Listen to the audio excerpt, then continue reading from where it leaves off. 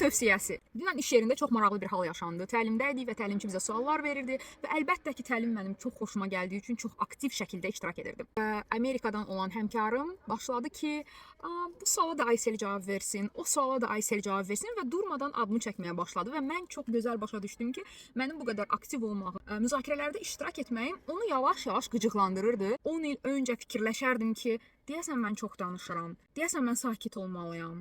Bu qədər çox danışmaq lazım deyil. Bu qədər bəlkə də göz önündə olmaq lazım deyil. İndi tam əksini düşünürəm. Əgər sənin parlaqlığın, sənin canlı olmağın, sənin bir mövzuya bu qədər maraq göstərməyin kimisə qıcıqlandırırsa, bu onların içindəki çatışmayan nəyinsə səndə olduğunu göstərir. Sənin kimi ön plana çıxarda bilmədikləri üçün sən onlarda qıcıq hissi yaradırsan. Əvvəlki Aysel sakit dayanar idi və artıq çox da fikir bildirməz idi, amma indiki mən sadəcə olaraq olduğum kimi olmağa davam etdim və bir müddət sonra dedim ki, "O Mark, nə baş verir?